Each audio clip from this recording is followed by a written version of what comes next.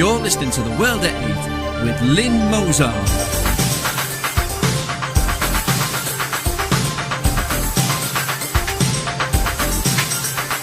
The World at 8, the number one in nationalist news.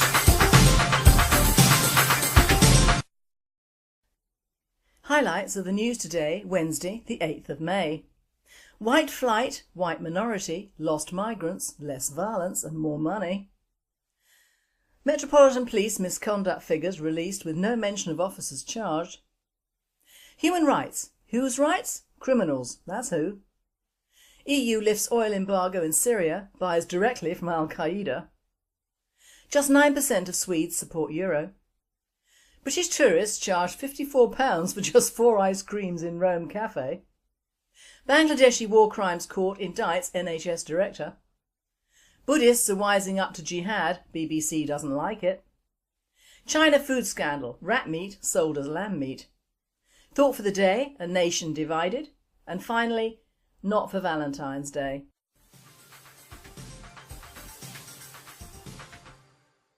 UK news. White flight, white minority, lost migrants, less violence, more money. MSN UK reports white Britons could be a minority in the UK by 2070, according to David Coleman, Professor of Demography at Oxford University. Professor Coleman, in a briefing written for the Migration Observatory, said that around 25% of all births were now from foreign-born mothers in England and Wales, France and Germany. The briefing also noted how only 45% of London residents ticked white British in the 2011 census. Then we have the Daily Mail telling us how rise of white flight is creating a segregated UK. Study reveals white Britons are retreating from areas dominated by ethnic minorities. The study by the Demos think tank found, at least according to the Daily Mail, that census figures show white Britons are leaving areas where they are a minority. Think tank says survey reveals spiral of white British demographic decline. Ex-Human Rights Commission Chair Trevor Phillips says findings should make us anxious and were not good news for the cause of integration. Nearly half of ethnic minorities live where whites make up less than 50%. Just 800 of 8,850 council wards where population is 98% white. 620,000 white British Londoners left the capital between 2001 and 2011, making white Britons a minority in the country's largest city and capital. We also have the Daily Mail telling us so many migrants flooded into Britain from Eastern Europe that authorities were unable to count them. Whitehall has admitted. Official migration figures missed out nearly 500,000 Eastern European migrants who came to the UK after their countries joined the EU in 2004, according to a paper published by the Office for National Statistics. The scale of the population was only revealed in the 2011 census, which showed the population was even bigger than estimated. And finally, the Japan Times, in Immigration Shows No Impact on UK Violence, reports the London School of Economics says crime in British neighbourhoods that have experienced mass immigration from Eastern Europe over the last 10 years has fallen significantly. Rates of burglary, vandalism and car theft all dropped following the arrival of migrants from Poland, the Czech Republic, Hungary and 7 other countries after they joined the European Union in 2004.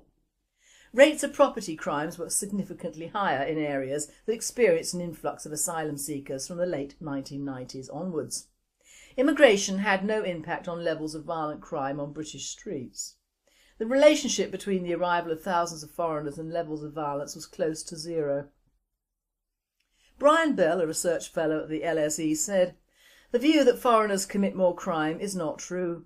The truth is that immigrants are just like natives. If they have a good job and a good income, they don't commit crime." The findings came days after a report revealed that the UK is becoming more peaceful, with rates of violent crime and murder falling more rapidly in the past decade than any other Western European country. The UK Peace Index, produced by the Institute for Economics and Peace, found that the violent crime rate fell by a quarter between 2003 and 2012, a period of relatively high immigration. However, The Guardian, in Crime Experts Attack Deceptive Home Office Figures Showing Fall in Offences, reports Marion Fitzgerald, a visiting professor of criminology at the Crime and Justice Centre, University of Kent, as saying, Claims that Britain has never been safer are misleading, according to a study that accuses the government of massaging official crime figures. The police service has been driven for nearly 15 years by the imperative to demonstrate year-on-year reductions in crime. Our world-to-date writer says, official reports are nothing more than propaganda and portray the official position desired by those who funded the report. The only crime I've fallen victim to was when I worked for a service of the Home Office and had my wallet lifted as I crossed the street. This was shortly after the Romanians were allowed free movement across our borders and was traced to a Romanian gang of pickpockets operating out of Lambeth. If you want more of the two-faced side of government propaganda, just look at the report from The Independent titled "Wanted More Immigrants to Boost British Economy" back in 2011, where the Office for Budget Responsibility believed George Osborne's economic strategy rests on continued high levels of immigration to Britain, in contrast to the Conservatives' policy of cutting net migration down to the tens of thousands, and that, if ministers were to succeed in reducing immigration down to their target, the UK's growth would be damaged, the OBR's economists believe, acknowledging the role that immigration plays in Britain's economic health. At the time, Jonathan Porters, director of the National Institute of Economic and Social Research, said that OBR would have to revise down its growth and deficit forecasts as less immigration would mean fewer workers paying tax. Well, he was wrong. Less immigration means more Brits working, more taxes paid and more money staying in Britain and not going abroad. Metropolitan Police misconduct figures released with no mention of officers charged. Scotland Yard has started releasing these figures every quarter to show that they are holding their officers to account and boost confidence. 42 Metropolitan Police officers and staff were disciplined for misconduct in the first 2 months of this year. The figures for January and February show 19 officers were fired, 10 received a formal reprimand, 8 resigned before a hearing was held and 5 received a written warning. The complete figures for 2012 were also released, which showed 232 misconduct hearings were held and 96 police officers or staff were dismissed as a result.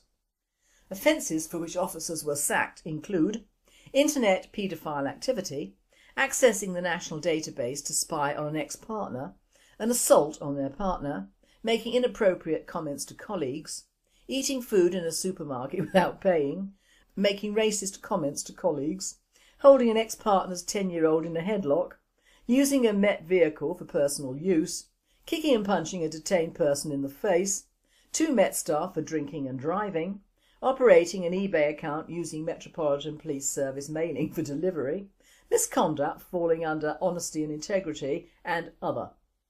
Alleged offences for which officers were allowed to resign before face misconduct hearings include sending abusive text messages to a woman, having a relationship with a police cadet who can be aged between 13 and 18 years old, inappropriate comments made on social networking site, no mention made of officers charged. Human rights. Whose rights? Criminals, that's who. 6 million DNA samples to be destroyed and all new samples must now be destroyed within 6 months. The Daily Mail warns police say killers will go free in crazy move to destroy all DNA samples after 6 months, as police will no longer be able to use familial DNA testing to narrow down suspects using forensic material from relatives. The Protection of Freedoms Act 2012, legislation championed by Nick Clegg in response to a European human rights ruling, calls for DNA samples to be taken from individuals who are not charged or are subsequently acquitted to be destroyed. In another story, the Daily Mail warns human rights that put children at risk by the 2010 Supreme Court ruling that sex offenders should be allowed to appeal against staying on the sex offenders register for life. The Daily Mail goes on to report, in just 7 months police in England and Wales have removed at least 43 serious offenders from the register, approving almost half of applications at a rate of 1 every 5 days. Chillingly, they include 8 rapists and 27 child sex attackers, with a surge of similar applications expected as many more criminals become eligible to appeal. More worrying still, appeals are conducted in secret, with each case signed off by a middle-ranking police officer. And since the identities of those applying to be removed are not revealed, the public can't come forward with evidence against them. From the Daily Mail we learn more of human rights secrecy as rapist in legal battle to live where he chooses is granted anonymity by judge. When the Ministry of Justice refused his application to move from England to another part of the UK, he appealed under Article 8 of the Human Rights Act the right to a private and family life.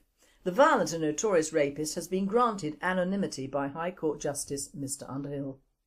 The Daily Mail also gives us 2 more foreign rioters foil attempts to deport them because of their rights to a family life under Human Rights Act, and the Telegraph reports it as the foreign rioters we cannot deport because of their right to family life. In these reports we are told 2 senior immigration judges, Henry Latter and Andrew Grubb, have allowed Nigerian-born Ubong Luki Nkanda was jailed in November 2011 for 18 months for burglary during the riots in London, and a Zimbabwean who can only be named as TS after senior immigration judges granted him anonymity despite the fact criminal courts had allowed him to be named. World at 8 states. Will these new-found freedoms apply to members of nationalist parties arrested in the future for minor misdemeanours? I think not. They will have their lives and their families' lives ruined for much lesser crimes than those highlighted, as they are English patriots.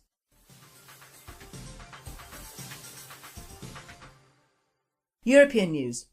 EU lifts oil embargo on Syria, buys directly from Al-Qaeda. It was recently reported in the Associated Press article that the European Union would be lifting its oil embargo on Syria in an effort to help fund what it calls rebels operating there. So true to form, the European Union on Monday lifted its oil embargo on Syria to provide more economic support to the forces fighting to oust President Bashar al-Assad's regime. The decision will allow for crude exports from rebel-held territory, the import of oil and gas production technology and investments in the Syrian oil industry, the EU said in a statement. World at 8 comments. You can see that the EU, riddled with diversity-ridden Marxists, is doing all it can to create a fundamentalist Islamic republic in what was once a fairly democratic Islamic country. Just 9% of Swedes support the euro. Support for the euro has dropped to a record low 9% in Sweden, according to an SON survey out on Monday. The Swedes have long been critical of moving the EU towards a kind of United States of Europe, but now just 11% say it's a good idea. British tourists charged £54 for just 4 ice creams in Roman cafe. When in Rome, it's tempted to try the city's world-famous ice cream. But some British tourists were left with a nasty aftertaste, a £54 bill, following their complaints over being charged £13.50 each for their takeaway cones. An Italian politician has called for a clampdown on such extortionate prices.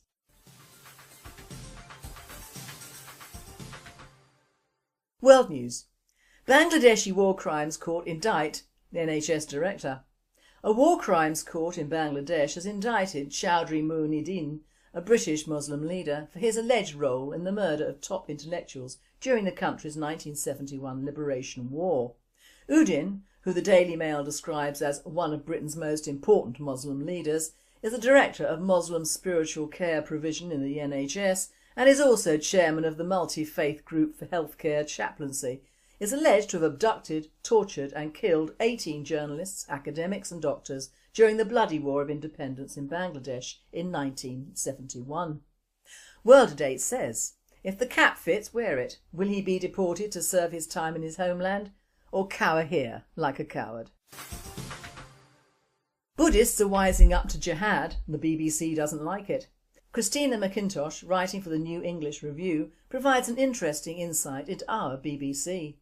The BBC News magazine, Why Are Buddhist Monks Attacking Muslims?, is an extraordinary let's feel sorry for the poor little Muslims who are being attacked by the big bad Buddhists propaganda piece that manages to spend a lot of time criticising Buddhists and Christians while stepping delicately around the oceans of blood, towers of skulls and mountains of corpses, the broad line of blood, as William Gladstone once famously put it, that has accompanied Islam from the very beginning throughout its entire history to the present day. I would be fascinated to know, however, exactly who chose the photograph that heads the article. A Burmese Buddhist monk at a demonstration holding up a hand-lettered placard that states bluntly, defiantly and entirely truthfully, "The world is not only for Muslims."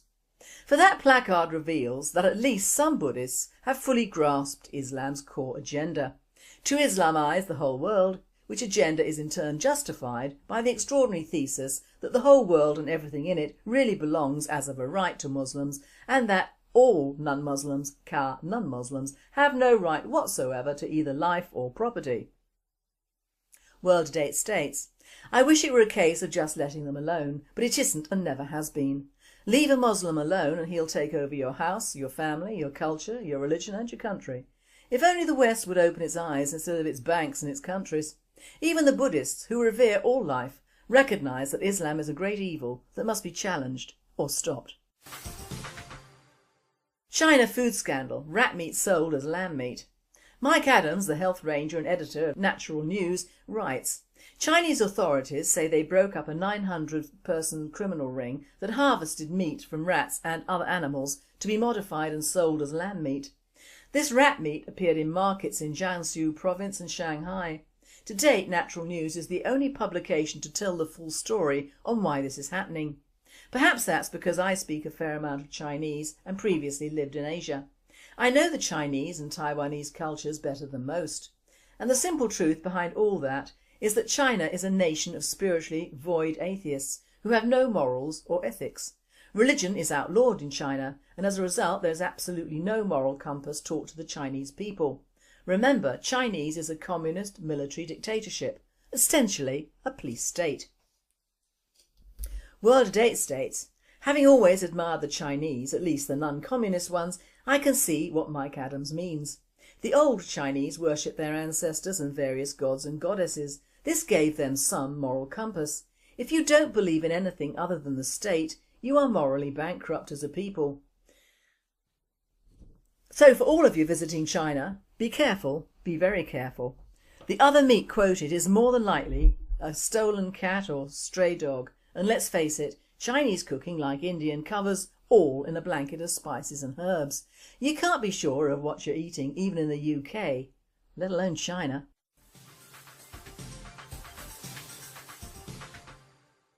Thought for the day: a nation divided?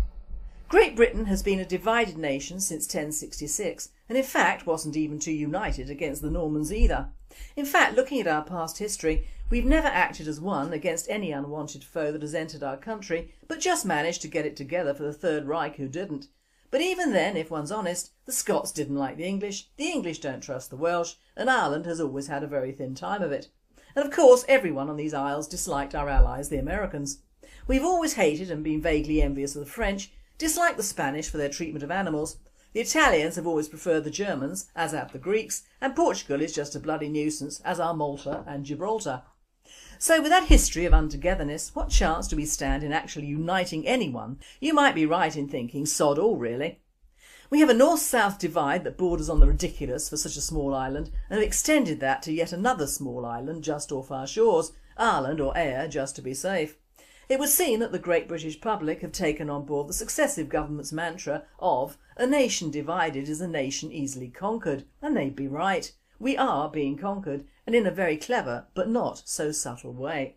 Maggie Thatcher tried to instil a sense of pride in this country, but it was discouraged heartily by the socialists, who always resent a people who want to be upwardly mobile.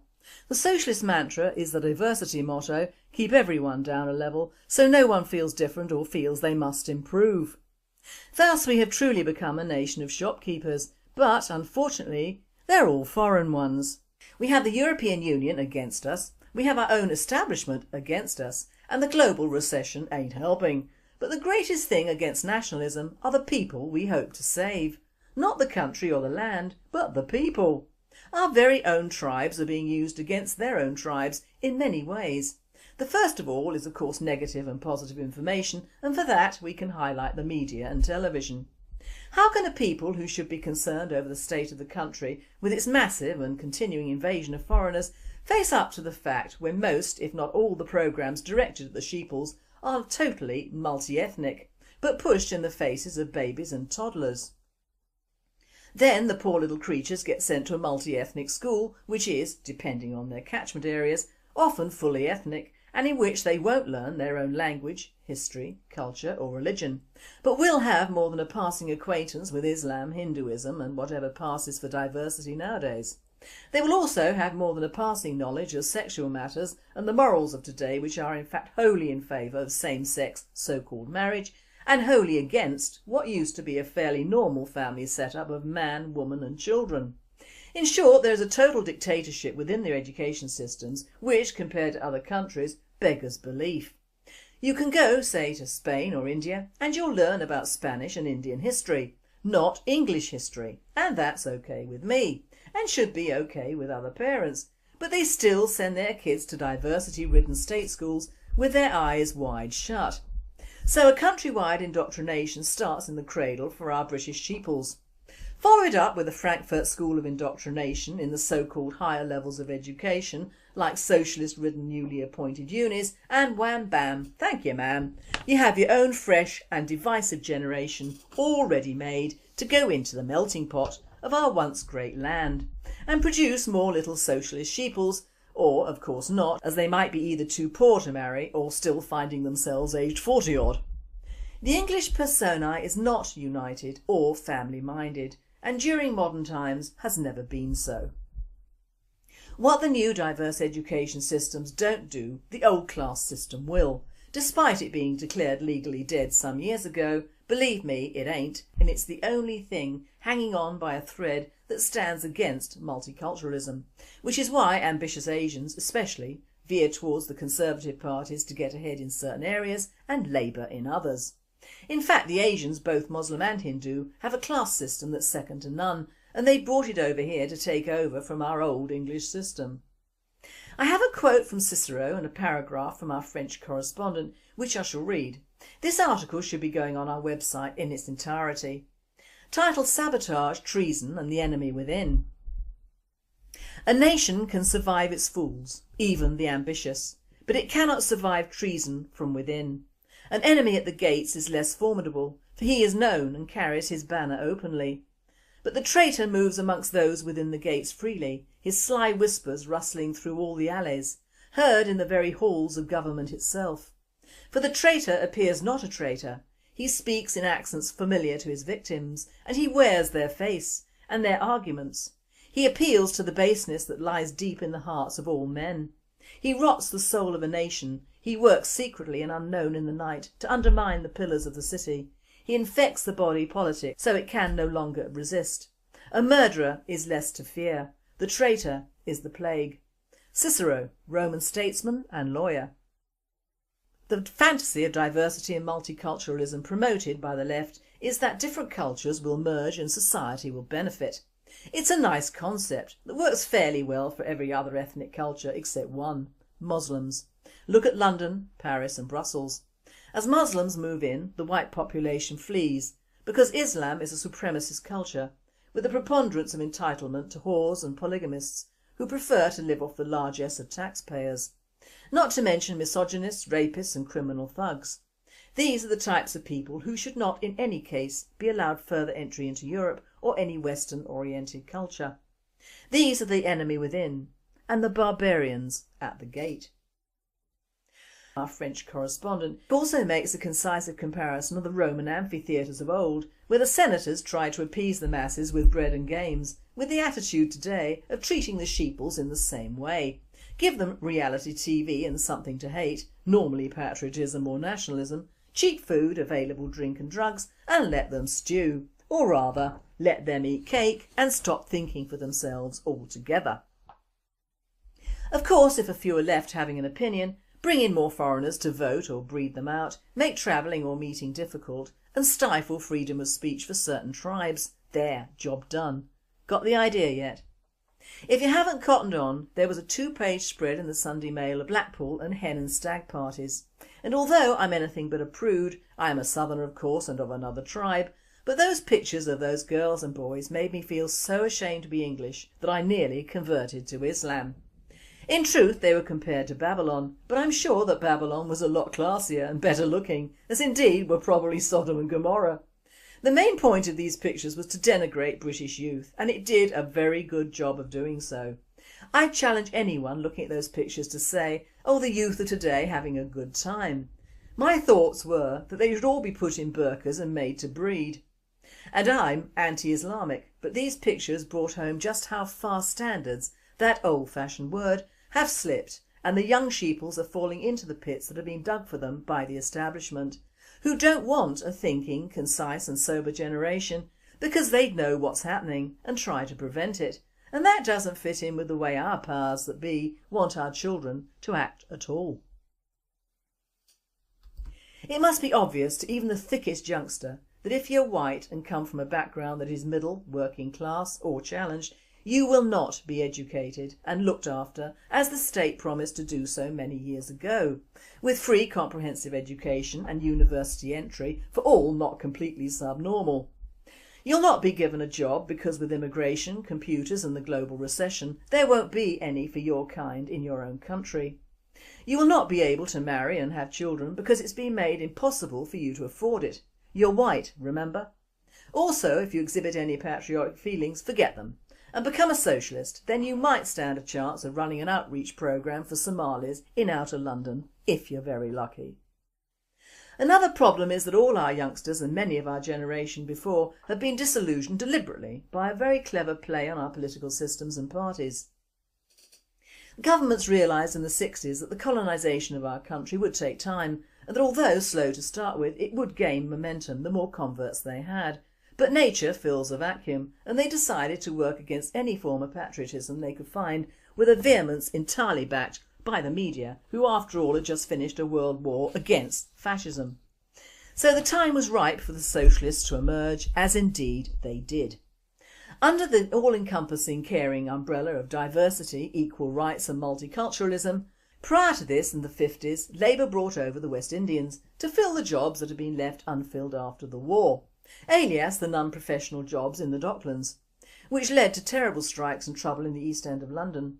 They solved that by literally closing down the East End docks and building upmarket residential housing there.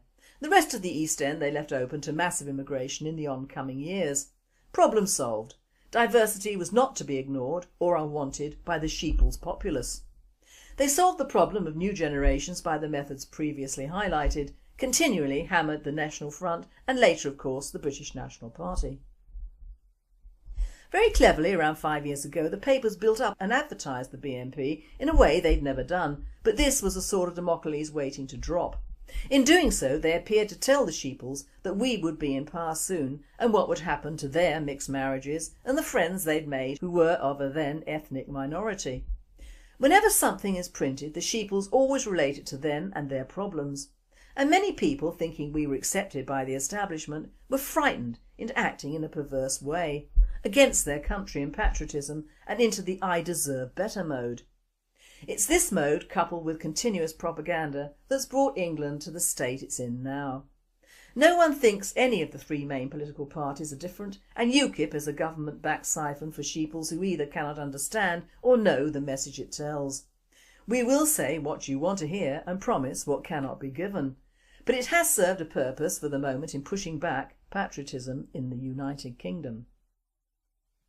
Patriotism is a dirty word, farmed out to the education authorities, the police, the legal systems and the people as a word never to be uttered of, or if spoken, met with the good old Trotskyite word, racism. And that frightens more sheeples than being under Islamic rule, which in itself is very sad.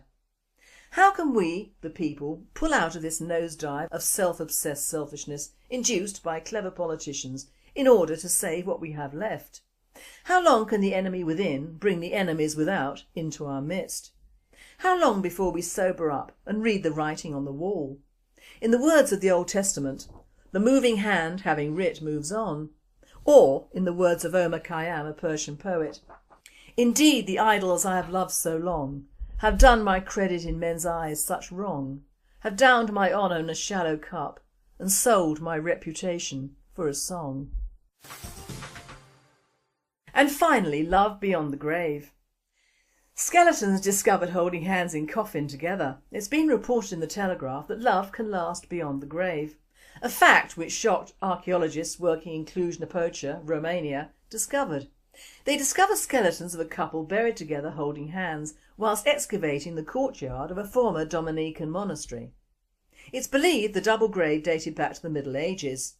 The bodies were buried somewhere between 1450 and 1550.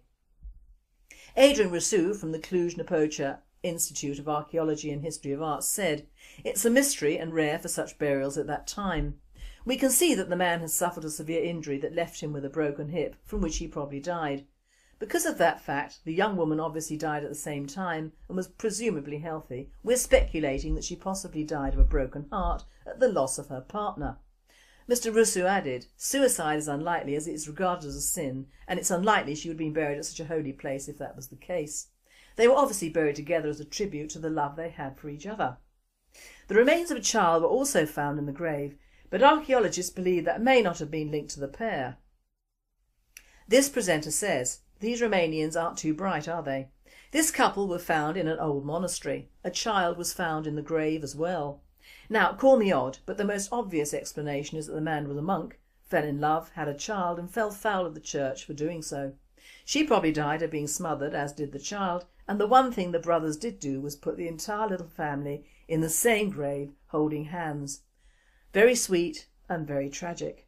I don't think political correctness mattered in those days, and I hope Rousseau leaves them in peace. A baby would not be buried alone in a stranger's grave, would it?" You've been listening to The World at 8. I am Lynne Mozart and I wish you all a very good night. Commit more crime is not true. The truth is that immigrants are just like natives. If they have a good job and a good income, they don't commit crime. The findings came days after a report revealed that the UK is becoming more peaceful, with rates of violent crime and murder falling more rapidly in the past decade than any other Western European country. The UK Peace Index, produced by the Institute for Economics and Peace, found that the violent crime rate fell by a quarter between 2003 and 2012, a period of relatively high immigration. However, The Guardian, in Crime Experts Attack Deceptive Home Office Figures Showing Fall in Offences, reports Marion Fitzgerald, a visiting professor of criminology at the Crime and Justice Centre, University of Kent, as saying, "Claims that Britain has never been safer are misleading, according to a study that accuses the government of massaging official crime figures. The police service has been driven for nearly 15 years by the imperative to demonstrate year-on-year reductions in crime." Our World at 8 writer says,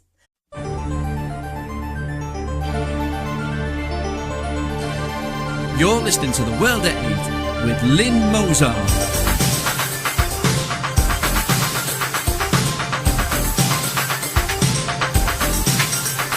The World at 8, the number one in nationalist news.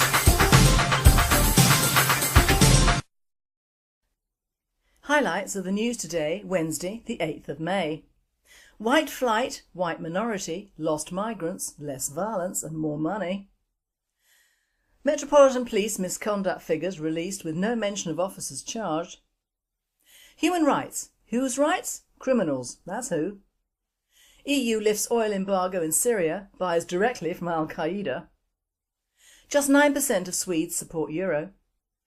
British tourists charged £54 for just 4 ice creams in Rome cafe.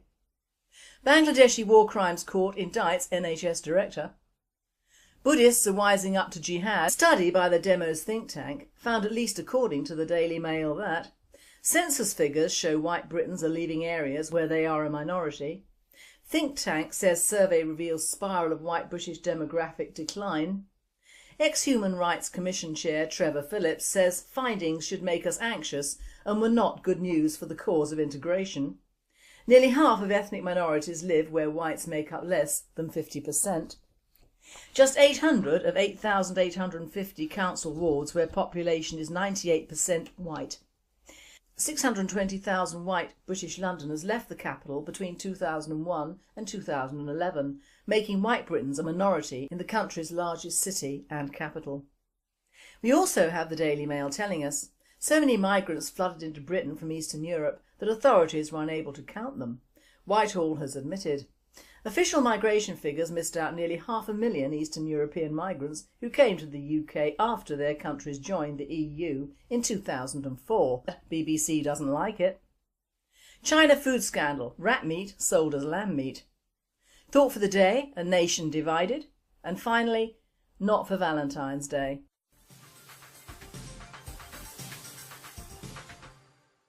UK news. White flight, white minority, lost migrants, less violence, more money. MSN UK reports white Britons could be a minority in the UK by 2070, according to David Coleman, Professor of Demography at the Oxford University. Professor Coleman, in a briefing written for the Migration Observatory, said that around 25% of all births were now from foreign-born mothers in England and Wales, France and Germany. The briefing also noted how only 45% of London residents ticked white British in the 2011 census. Then we have the Daily Mail telling us how rise of white flight is creating a segregated UK. Study reveals white Britons are retreating from areas dominated by ethnic minorities, according to a paper published by the Office for National Statistics. The scale of the population was only revealed in the 2011 census, which showed the population was even bigger than estimated. And finally, the Japan Times, in Immigration Shows No Impact on UK Violence, reports the London School of Economics says, crime in British neighbourhoods that have experienced mass immigration from Eastern Europe over the last 10 years has fallen significantly. Rates of burglary, vandalism and car theft all dropped following the arrival of migrants from Poland, the Czech Republic, Hungary and 7 other countries after they joined the European Union in 2004. Rates of property crimes were significantly higher in areas that experienced an influx of asylum seekers from the late 1990s onwards. Immigration had no impact on levels of violent crime on British streets. The relationship between the arrival of thousands of foreigners and levels of violence was close to zero. Brian Bell, a research fellow at the LSE, said, "The view that foreigners